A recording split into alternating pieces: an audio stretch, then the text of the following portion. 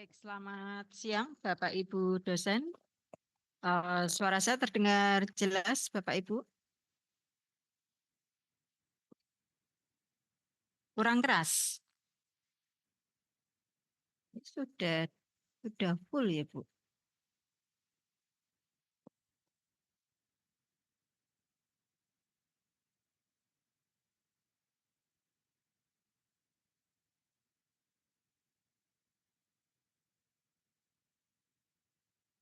Mic-nya di sini sudah full Bu Tanti. Lanjut Bu, sudah keras. Bu, sudah cukup, terima kasih. Oke. Baik, Bu Sarah sudah gabung belum, J?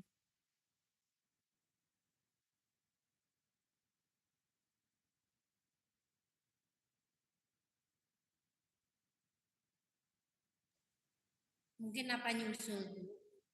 J, baik. Langsung saya mulai ya. Assalamualaikum warahmatullahi wabarakatuh. Selamat siang Bapak Ibu dosen yang sudah hadir di ruang Zoom. Ada Ibu Sarah di Majapahit, kemudian Ibu Tanti yang ada di Ungaran, Ibu Pemilia yang ada di SD Istekom, dan Bapak Sukemi yang ada di Kendal. Dan juga rekan-rekan mahasiswa yang sudah hadir ya, baik di langsung hadir di kampus maupun yang mengikuti secara online.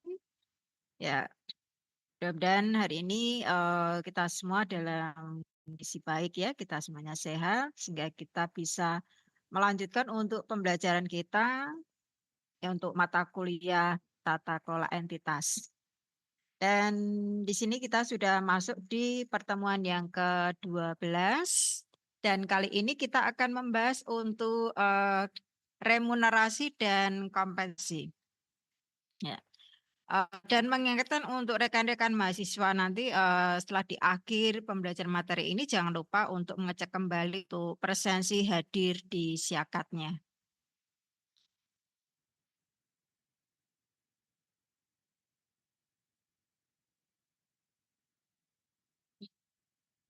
Baik, untuk tujuan pembelajaran di mata kuliah kita untuk materi remunerasi dan kompensasi nanti diharapkan rekan-rekan mahasiswa nanti memahami untuk definisi mengenai remunerasi dan kompensasi, kemudian yang kedua tujuan dan manfaat ya dari remunerasi dan kompensasi, dan tujuan yang ketiga memahami untuk regulasi yang berkaitan dengan remunerasi dan kompensasi, dan yang keempat memahami untuk hubungan untuk remunerasi dan kompensasi dengan tata kelola entitas. Baik, kita akan bahas satu persatu.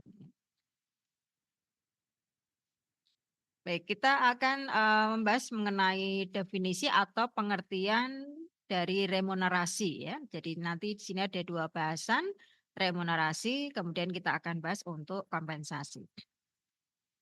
Nah, remunerasi ini adalah imbalan ya atau balas jasa yang diberikan perusahaan atau organisasi kepada karyawan atau pejabat ya terkait dengan kontribusi, kemudian tanggung jawab dan juga kinerja yang sudah diberikan pada perusahaan atau organisasi. Nah, remunerasi nanti tidak hanya wujudnya ya berupa gaji pokok, tetapi nanti mencakup semua paket ya, artinya yang dimasukkan di dalam perhitungan remunerasi nanti bukan hanya gaji pokok saja. Nah, ini juga termasuk nanti penghargaan yang bersifat terstruktur, baik secara finansial maupun non-finansial.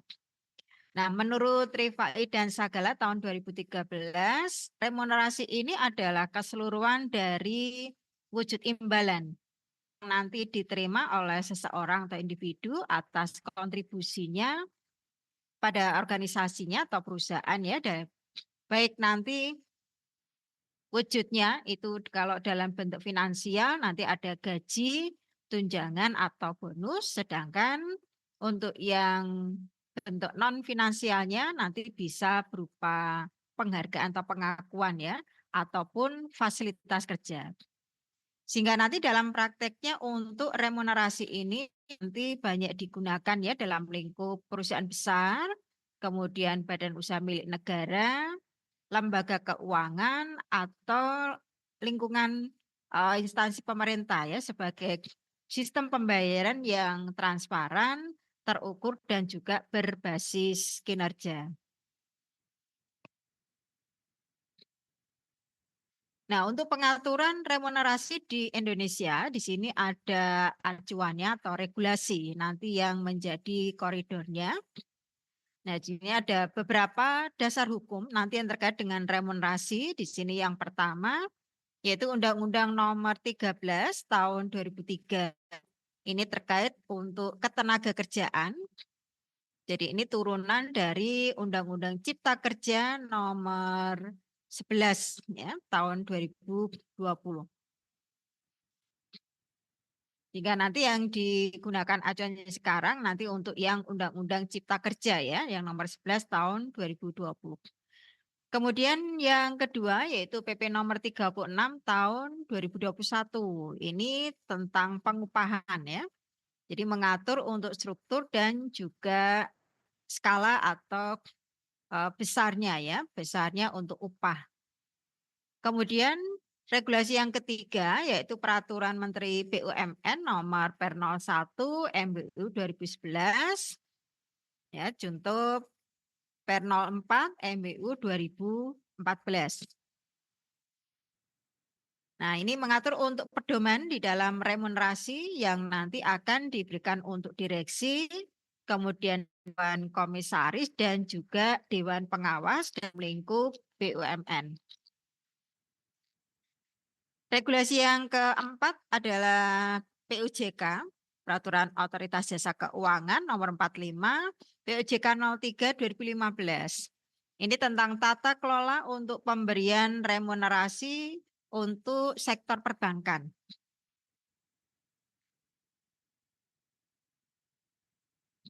Nah, terkait nanti dengan penerapan atau nanti untuk pelaksanaan dalam remunerasi, di sini ada beberapa tip yang nanti dipakai sebagai koridornya. Yang pertama adalah prinsip keadilan atau equity.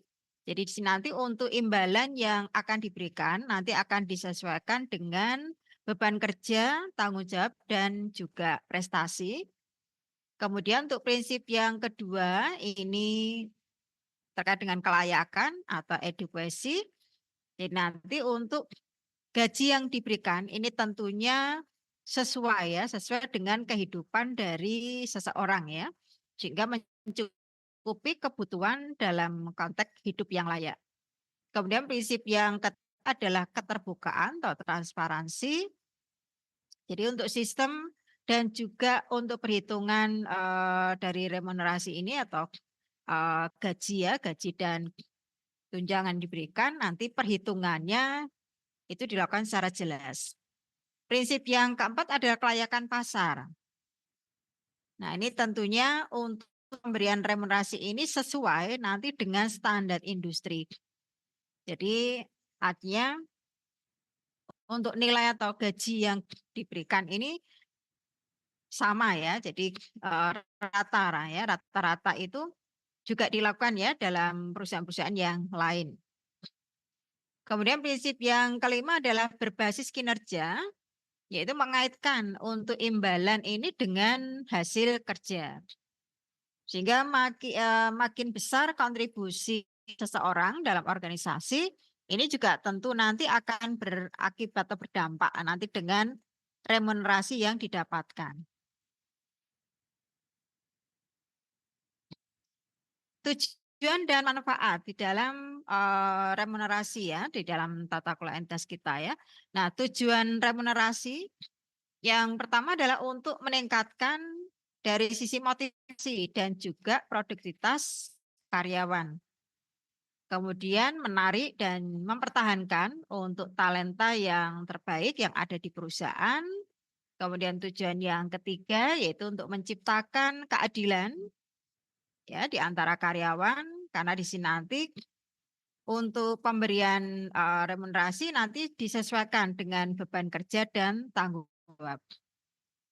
Nah, yang keempat adalah mendorong untuk pencapaian target perusahaan. Ya, dengan menggunakan sistem pay for performance ya. Jadi nilai yang diberikan ini bergantung ya dengan kontribusi yang individu berikan kepada perusahaan. Maka makin besar kontribusinya tentu akan semakin besar penghasilannya atau remunerasi yang didapatkan. Kemudian yang kelima adalah meningkatkan loyalitas dan kepuasan kerja. Nah, ini tentunya dengan loyalitas yang seorang lakukan ya terhadap perusahaannya, maka tentu ini akan berdampak untuk pergantian karyawan itu akan makin kecil. Jadi akan mengurangi dari segi turnover-nya. Kemudian tujuan yang keenam adalah menjaga kepatuhan pada hukum. Nah, ini tentunya dengan pemberian upah yang layak atau gaji yang layak. Nah, tentu ya sesuai dengan yang ditentukan ya dari ketenagakerjaan atau ini juga akan mendukung dari segi tata kelola perusahaan. Nah, untuk manfaatnya, untuk manfaat remunerasi tentu yang pertama yang langsung menerima ya, yang langsung menerima untuk remunerasi ya, yaitu karyawan. Nah, ini tentu manfaatnya akan meningkatkan kepuasan kerja. Ya, kemudian meningkatkan motivasi dan juga meningkatkan kesejahteraan ya dari kehidupan ya individu atau karyawan tersebut. Kemudian manfaat yang kedua yaitu untuk perusahaan.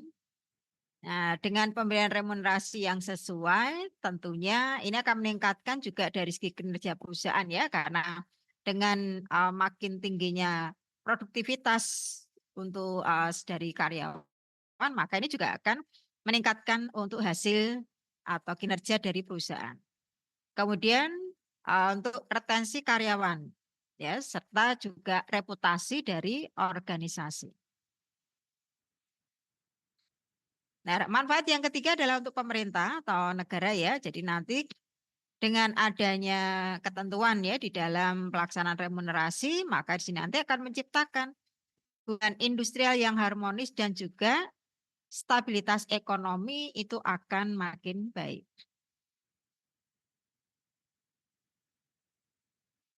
Nah, sekarang kita akan lihat untuk komponennya. Jadi komponen-komponen yang nanti ada ya, jadi masuk di dalam kita menentukan untuk besarnya remunerasi ya. Nah, jadi kalau kita lihat secara umumnya untuk komponen yang ada di dalam remunerasi, di sini yang pertama adalah gaji pokok. Nah, gaji pokok ini adalah imbalan utama ya, yang diberikan biasanya nanti melihat pada sisi jabatan atau posisi ya dari seseorang.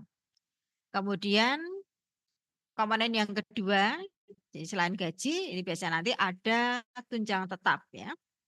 Nah, tunjangan yang diberikan ya berdasarkan jabatan seseorang ya di dalam perusahaan. Jadi makin tinggi jabatan tentu juga akan makin besar tunjangan yang didapatkan. Selain itu juga ada transportasi dan juga komunikasi ya. Kemudian yang ketiga adalah tunjangan tidak tetap. Nah, ini tunjangan yang biasanya ditambahkan ya. Misalkan uang lembur ya, atau tunjangan makan, atau bisa tunjangan shift. Nah, komponen yang keempat adalah insentif dan bonus. Jadi di sini kalau untuk insentif dan bonus ini adalah bentuk imbalan ya, yang terkait dengan pencapaian dari kinerja seseorang ya. Jadi kalau nanti kinerjanya itu melebihi target misalkan, nah ini biasanya ada tambahan bonus ya, insentif. Komponen berikutnya adalah fasilitas dan benefit ya. Nih, misalkan ini yang diberikan perusahaan ya untuk memberikan kenyamanan karyawan ya. Nah, misalkan melalui asuransi kesehatan, kemudian program pensiun, fasilitas kendaraan dinas atau lain sebagainya. Nah, misalkan juga disediakan mes ya atau rumah dinas. Nah, ini juga salah satu bentuk dari fasilitas ya ataupun benefit yang karyawan dapatkan. Nah, yang menjadi tantangan di dalam penerapan atau implementasi remunerasi. Nah, ini tantangan yang pertama itu kalau kita lihat dari sisi keadilan di. Nah, jadi di sini kita banyak lihat ya masih ada pertentangan ya atau gap ya, yaitu di dalam konteks lingkungan perusahaan ya atau manajemen ya. Nah, ini antara manajemen ya dengan karyawan pelaksana.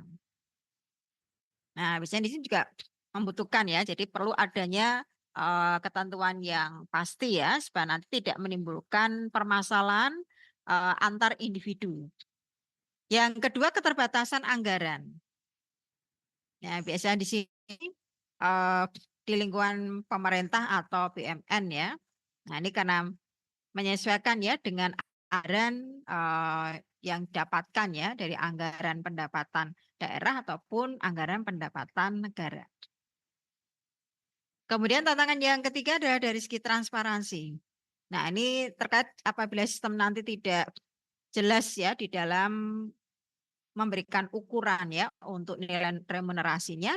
Nah, ini akan berdampak nanti ketidakpuasan ya dari karyawan. Nah, jadi bisa saja nanti antara karyawan satu dengan karyawan yang lain pemberian remunerasinya berbeda meskipun dengan posisi yang sama atau jabatan yang sama ya. Yang keempat adalah benchmarking, yaitu sulit ya apabila nanti tidak ada standar industri yang seragam. Karena setiap perusahaan tentu memiliki kebijakan berbeda ya dan juga nanti melihat pada kemampuan masing-masing perusahaan. Maka untuk mengukur untuk standar yang sesuai ya ini tentunya juga akan sulit ya. Karena melihat nanti dengan kondisi keuangan masing-masing perusahaan. Oke, baik sekarang kita bahas tadi sudah kita bahas untuk remunerasinya ya. Kemudian sekarang kita akan bahas untuk kompensasi. Nah, pengertian dari kompensasi. Ya. Jadi kalau remunerasi ini lebih ke nilai yang didapatkan ya, ya memang harus ya diberikan untuk seseorang ya yang sudah bergabung dalam perusahaan. Nah, kalau untuk kompensasi ini adalah seluruh dari bentuk penghargaan atau balas jasa yang diberikan organisasi atau perusahaan yaitu kepada karyawan sebagai imbalan ya. Nah, ini imbalan atas kontribusi yang sudah mereka berikan ya terhadap pencapaian tujuan perusahaan. Nah, menurut Mondi tahun 2016 kompensasi ini bisa dikatakan keseluruhan ya total seluruh imbalan yang nanti didapatkan karyawan. Nah, ini sebagai bentuk pengganti ya kontribusi yang sudah mereka berikan untuk perusahaan ya. Nah, untuk kompensasi nanti bisa berupa finansial maupun non finansial. Nah, maka di sini juga kompensasi juga sama seperti remunerasi. Jadi bisa tidak hanya nanti berupa gaji ya, tapi juga bisa tunjangan, insentif, penghargaan atau bisa juga fasilitas kerja. Nah, maka sistem kompensasi yang baik ini akan nantinya berdampak ya, jadi meningkatkan motivasi, kemudian kepuasan dan juga loyalitas karyawan. Nah, bagaimana di Indonesia ya di dalam pengaturan untuk kompensasi? Tadi remunerasi ya untuk dasar hukumnya. Nah, ini ada beberapa regulasi atau peraturan yang nanti mengatur untuk kompensasi karyawan. Nah, regulasi yang pertama yaitu Undang-Undang Nomor 13 Tahun 2003. Ini juga sama terkait tentang ketenagakerjaan. Contoh Undang-Undang Cipta Kerja Nomor 11 Tahun 2020. Nah, ini mengatur untuk hak pekerja ya, termasuk nanti haknya untuk upah ya, mendapatkan upah, kemudian lembur dan juga tunjangan. Kemudian peraturan pemerintah nomor 36 tahun 2021 ini tentang pengupahan. Nah, ini mengatur untuk struktur dan juga skala upah. Regulasi yang ketiga adalah peraturan dari Menteri Ketenagakerjaan. Ini terkait dengan tunjangan dan perlindungan untuk tenaga kerja. Nah, regulasi yang keempat adalah Undang-Undang Nomor 24 Tahun 2011 ini tentang BPJS. Nah, dia memberikan jaminan sosial ya untuk karyawan ya dari sisi ketenagakerjaan, yaitu sebagai bagian dari kompensasi secara tidak langsung. Nah, untuk prinsip kompensasi, jadi nanti supaya dalam penerapan untuk kompensasi ini dapat berjalan secara efektif ya, sehingga di sini harus memenuhi untuk beberapa hal penting ya. Yang pertama ini terkait dengan keadilan. Jadi imbalan yang diberikan nanti harus sesuai dengan kontribusi dan juga tanggung jawab ya. Kemudian prinsip yang kedua itu dilihat dari segi kelayakan. Jadi harus mencukupi untuk memenuhi kebutuhan hidup yang layak. Dan prinsip yang ketiga dilihat dari kelayakan pasar. Artinya untuk kompensasi ini sesuai ya dengan standar industri. Artinya berlaku ya, jadi bisa berlaku untuk kondisi perusahaan secara umum ya. Kemudian yang keempat motivasi.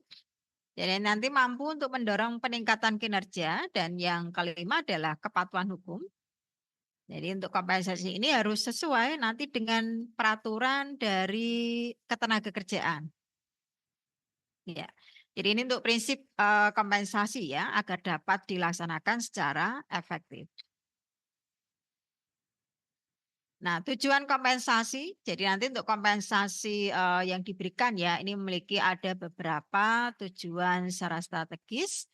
Tujuan yang pertama yaitu untuk menarik SDM yang berkualitas.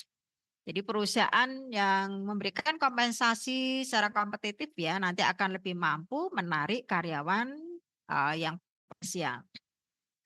Kemudian tujuan yang kedua adalah untuk mempertahankan karyawan yang terbaik. Karena dengan kompensasi yang diberikan secara adil dan juga layak, ini akan dapat mengurangi untuk tingkat turnover. Jadi pergantian ya, jadi untuk mengganti karyawan ya itu akan sangat kecil. Kemudian yang ketiga adalah untuk meningkatkan motivasi dan kinerja. Yaitu dengan pemberian insentif dan juga bonus. Nah, ini tentu akan dorong pencapaian target dari karyawan. Tujuan yang keempat adalah untuk menciptakan keadilan. Nah, ini karyawan ya itu merasa nyaman ya karena perusahaan memberikan perlakuan yang sama ya dan disesuaikan ya antara beban kerja dan juga kontribusi. Kemudian tujuan yang kelima adalah kepatuhan hukum. Ya, ini tentunya pemberian kompensasi ini harus memenuhi ya regulasi ketenagakerjaan terkait dengan upah minimum dan juga hak karyawan. Dan tujuan yang keenam meningkatkan kepuasan kerja dan loyalitas, di mana karyawan merasa dihargai ya dan juga menjadi lebih terikat nantinya dengan organisasi. Sehingga ini nanti juga berdampak ya, jadi untuk melakukan resign, nah ini tentu akan sangat kecil.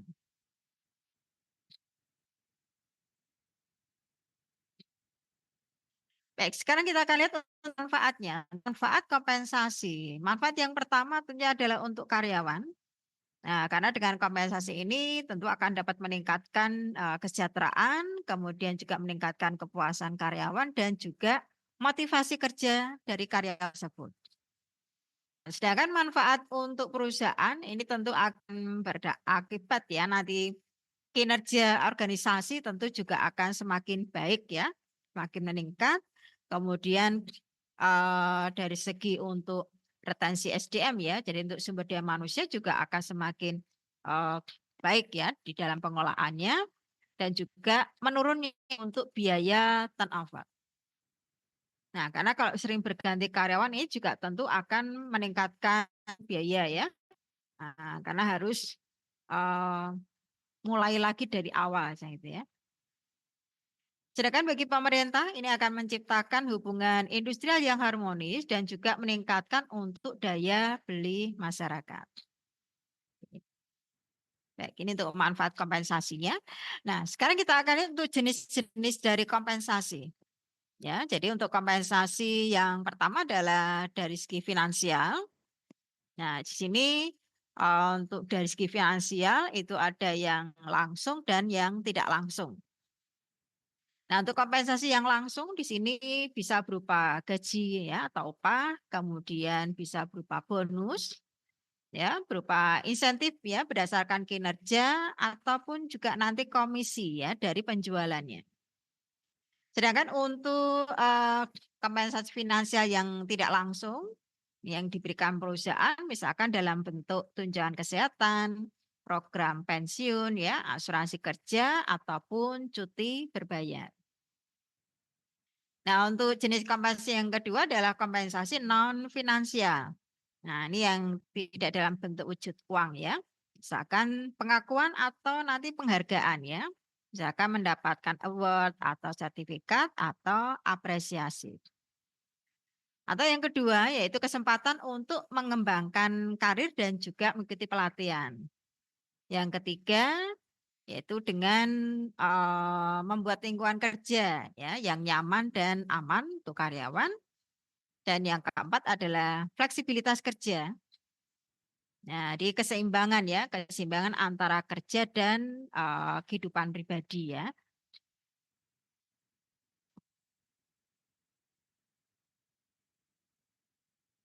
Nah, di dalam pemberian kompensasi di sini juga ada tantangannya. Hampir sama dengan remunerasi ya. Nah, ini tantangan yang dihadapi perusahaannya atau yang biasanya terjadi. Yang pertama hampir sama ya, jadi keterbatasan untuk anggaran perusahaan. Nah, ini juga bergantung dengan kemampuan dari perusahaan ya. Jadi perusahaan mungkin juga ingin memberikan penghargaan yang lebih banyak ya kepada karyawan yang berprestasi, tapi juga di sini terkait dengan kondisi keuangan dari perusahaan. Kemudian tantangan yang kedua yaitu ketidakadilan ya, untuk distribusi antara level jabatan. Nah, ini banyak kita lihat ya. Nah, jadi beberapa karyawan ya yang berada dalam level jabatan yang sama bisa juga ya di dalam pemberian kompensasinya ternyata berbeda. Yang ketiga adalah perubahan regulasi dari ketenagakerjaan ya yang biasanya selalu ada kebijakan ya yang dievaluasi ya. Nah, ini tentunya juga kesiapan dari perusahaan untuk melihat setiap ada perubahan regulasi yang dikeluarkan ya dari pihak tenaga kerjaan atau bisa juga nanti dari pemerintah. Yang keempat adalah kebutuhan karyawan yang beragam. Nah, ini tentu berdampak ya karena di sini akan sulit ya nanti membuat paket kompensasi yang bisa diterima ya oleh semua pihak. Nah, ini tantangan ya di dalam pemberian untuk kompensasi. Oke, nah sekarang kita akan kaitkan remunerasi dan kompensasi ini di dalam pelaksanaan untuk tata kelola perusahaan. Oke, nah yang pertama kita coba kaitkan remunerasi ya dalam perspektifnya ya dalam perspektif untuk tata kelola entitas. Nah, di dalam prinsip untuk tata kelola entitas atau good corporate governance, remunerasi ini merupakan salah satu hal yang penting ya atau pokok ya karena ini terkait dengan kewajaran ya fairness, kemudian transparansi dan juga akuntabilitas. Jika kita lihat dari transparansi ya remunerasi untuk direksi ya, kemudian komisaris maupun manajemen. Nah, ini tentu harus ditetapkan secara jelas, terbuka dan diinformasikan kepada pemegang saham ya melalui laporan tahunan atau rapat umum pemegang saham. Yang kedua dari prinsip akuntabilitas. Nah, untuk besaran remunerasi ini tentunya harus sesuai dengan kontribusi atau tanggung jawab dan juga pencapaian dari kinerja. Jadi tidak melihat dari segi hubungan ya, hubungan personel atau konflik kepentingan.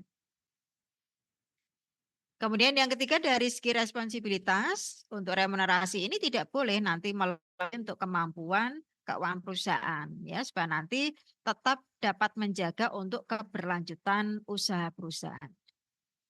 Yang keempat dari segi fairness atau kewajaran, jadi untuk sistem yang diberlakukan ya dalam remunerasi ini tentu juga harus adil, tidak diskriminatif dan sesuai dengan bobot pekerjaan. Maka bisa dikatakan ya remunerasi yang baik ini tentunya ya akan mendorong ya manajemen bekerja lebih profesional, kemudian juga akan meningkatkan akuntabilitas dan memperkuat ya untuk integritas dari tata kelola perusahaan. Nah, kalau tadi kita lihat dari remunerasi. Nah, sekarang untuk kompensasi ya, kita lihat dari sudut perspektif tata kelola entitas ya. Ya, karena kompensasi ini ya terkait dengan karyawan ya. Jadi ada hubungan erat ya nanti dengan kewajaran ya atau adil dan juga responsibility ya dalam prinsip tata kelola entitas. Nah, kalau kita lihat dari segi kepatuhan hukum, jadi kompensasi ini tentu harus mengikuti untuk ketentuan undang-undang ya. Jadi melalui MK atau MP atau BPJS ya atau lembur. Nah, maka jika nanti terjadi perusahaan ya tidak mematuhi ya, maka ini tentu akan melanggar untuk prinsip responsibility. Yang kedua dari segi keadilan dan juga kesejahteraan karyawan. Sistem kompensasi yang adil ini akan menjaga hubungan industrial yang baik, yang harmonis ya, mengurangi konflik dan mendukung keberlanjutan perusahaan. Dari segi keseimbangan untuk stakeholder, kompensasi yang baik ini akan meningkatkan loyalitas karyawan sehingga nanti perusahaan di dalam mencapai untuk tujuan jangka panjang itu akan menjadi lebih mudah dilakukan.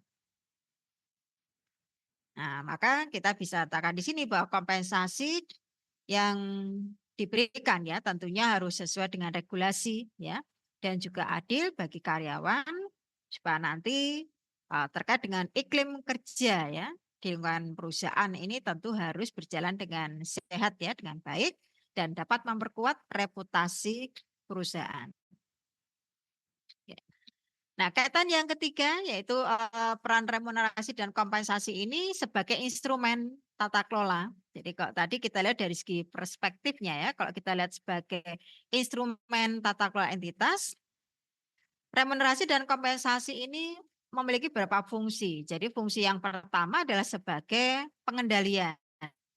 Ya, di mana remunerasi yang berbasis kinerja ini akan dapat mencegah moral hazard ya, artinya individu itu tidak mengejar keuntungan secara pribadi ya, tetapi lebih untuk mewujudkan tujuan dari perusahaan. Kemudian untuk kompensasi yang adil, ini tentu akan mencegah eksploitasi tenaga kerja. Nah, fungsi yang kedua adalah alat motivasi. Nah, di mana direksi dan manajemen nanti akan terdorong untuk mencapai target yang tentu sesuai dengan visi dan misi perusahaan. Dan karyawan ya yang lebih loyal, ini tentu akan berdampak nanti produktivitasnya itu akan semakin meningkat. Fungsi yang ketiga yaitu sebagai alat untuk menciptakan kepercayaan ya atau trust building ya. Nah, di sini transparansi dalam remunerasi untuk direksi ya, ini akan meningkatkan kepercayaan pemegang saham. Nah, sedangkan untuk kompensasi yang layak, ini tentu akan meningkatkan kepercayaan karyawan sendiri terhadap manajemen. Nah, maka jika di sini kita kaitkan untuk remunerasi dan kompensasi ya dengan prinsip tata kelola entitas, jadi dari segi transparansi, ya kaitannya dengan remunerasi, yaitu laporan remunerasi untuk manajemen ya. Nah, ini harus diungkap ke publik. Sedangkan kalau dari sisi kompensasi, untuk struktur gaji dan tunjangan, ini harus jelas untuk karyawan. Nah, dari segi akuntabilitas, maka untuk remunerasi tentunya harus dilakukan berbasis kinerja dan jabatan. Dan untuk kompensasi, nah harus sesuai dengan kontribusi kerja. Dari sisi responsibilitas, untuk remunerasi nanti harus sesuai dengan hukum dan kemampuan perusahaan. Untuk kompensasinya, ini akan disesuaikan dengan Undang-Undang Ketenagakerjaan, BPJS, atau UMK. Kemudian terkait dengan prinsip untuk independensinya, remunerasi harus ditentukan ya. Nanti yang menentukan adalah komite ya remunerasi yang sifatnya independen ya. Sedangkan untuk kompensasi ya nanti untuk pelaksanaannya ya nanti harus bebas diskriminasi dan juga intervensi. Sedangkan untuk fairness, untuk remunerasi nanti harus adil sesuai bobot tanggung jawabnya, sedangkan kompensasi nanti harus dilakukan secara adil tanpa ada diskriminasi dan juga harus sesuai dengan pasar kerja. Nah, ini ada beberapa contoh ya kaitan cara praktis ya untuk remunerasi ya atau kompensasi ya. Nah, ini kalau kita lihat yang pertama dari BUMN ya. Nah, untuk BUMN di sini remunerasi direksi dan komisaris BUMN ini diatur ya melalui peraturan Menteri BUMN. Ya, nanti setiap tahun ya dilaporkan ke pemegang saham ya milik negara ya. Dan ini adalah salah satu pencerminan ya dari prinsip transparansi dan akuntabilitas. Nah, kalau kita lihat dari sektor perbankan, misalnya sini OJK. OJK mewajibkan bank ini harus melaporkan kebijakan remunerasi kepada publik. Nah, ini tujuannya ya untuk memastikan supaya tidak terjadi eksesif pay ya yang beresiko bagi stabilitas keuangan. Dan yang ketiga untuk perusahaan swasta di mana kompensasi karyawan ya ini harus diberikan sesuai dengan UMK atau UMP dan tentunya dilengkapi ya nanti seperti ada program BPJS ya. Nah, ini akan menunjukkan responsibility untuk perusahaan terhadap hukum dan kesejahteraan karyawan. Nah, ini ada beberapa contoh kasus ya untuk remunerasi misalkan di lingkungan BUMN ya, kita ambil contoh Bank Mandiri. Nah, dari data yang kita dapatkan ya, dalam laporan tahunan Bank Mandiri ya untuk struktur remunerasi direksi dan juga dewan komisaris ini tertuang jelas ya, diungkapkan secara terbuka ya berapa gaji pokok, tunjangan, kemudian bonus ya yang diukur berdasarkan basis kinerja ya, serta fasilitas yang didapatkan. Nah, kemudian dalam prinsip tata kelola entitas ya dari segi transparansi dari data remunerasi ya ini yang diumumkan ke publik lewat laporan tahunan. Kemudian untuk akuntabilitasnya untuk bonus manajemen nanti hanya diberikan jika perusahaan mencapai target laba bersih ya atau non performing loan ya yang bisa dikendalikan. Kemudian pertumbuhan aset yang sehat. Jika dia dari fairness-nya, maka remunerasi ya ini tentu dibandingkan dengan industri perbankan lain, ini supaya tidak berlebihan ya, agar tidak berlebihan atau tidak terlalu rendah. Maka di sini yang bisa kita pelajari dalam kasus remunerasi lingkungan Bank Mandiri ya. Nah, ini remunerasi menjadi alat untuk memastikan direksi ya bekerja secara profesional dan juga selaras dengan apa yang menjadi keinginan ya dari pemegang saham dan juga publik. Contoh yang kedua, ini kompensasi ya untuk karyawan yang ada di lingkungan PT Telkom Indonesia. Nah, ini dari data yang kita dapatkan ya, contohnya PT Telkom itu menerapkan untuk total reward system. Nah, ini terkait ya mengenai ya gaji pokok, kemudian tunjangan, bonus ya yang berbasis kerja, serta kompensasi non finansial ya, misalnya ada pelatihan, ada career path dan juga program kesejahteraan ya dalam bentuk BPJS atau dana pensiun. Nah, penerapannya di sini ya terkait dengan tata kelola. Kalau kita lihat dari segi responsibility, ini sesuai ya dengan ketenagakerjaan di mana semua karyawan mendapatkan UMR, BPJS dan juga hak cuti. Jika dilihat dari independensi, maka kompensasi yang berbasis job grading dan juga performance appraisal. Nah, ini bukan faktor ya yang dilihat dengan kedekatan atasan. Yang ketiga dari segi fairness ya. Dengan program Equal Employment Opportunity ini memastikan tidak ada diskriminasi gender ataupun diskriminasi dari sisi usia, yaitu di dalam pemberian kompensasi. Nah, yang dapat kita petik dalam kompensasi ya di lingkungan PT Telkom di sini, bahwa kompensasi yang adil dan transparan ini tentu akan meningkatkan loyalitas karyawan dan juga mendukung produktivitas perusahaan. Ya.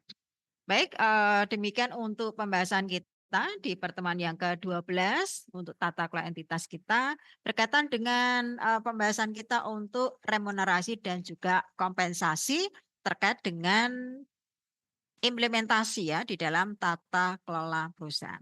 Nah, ini juga menjadi ukuran ya bagaimana perusahaan bisa dinilai menjadi lebih baik. Nah, ini tentu juga terkait di dalam pemberian remunerasi dan juga kompensasi. Baik, demikian untuk pembahasan pertemuan kita yang ke-12, Bapak Ibu dosen. Semoga dan juga rekan-rekan mahasiswa ya, semoga bermanfaat. Dan mohon maaf apabila ada kekurangan ya atau ada kekeliruan di dalam memberikan penjelasan ya untuk materi kita hari ini. Ya, saya ucapkan terima kasih. Saya bisa akhiri untuk pembahasan nggak ini ya. Tetap sehat dan sukses ya buat kita semuanya. Wassalamualaikum warahmatullahi wabarakatuh. Salam warahmatullahi wabarakatuh. Terima kasih, Bu. Terima Sama-sama. kasih, Bu Eni. Sama-sama.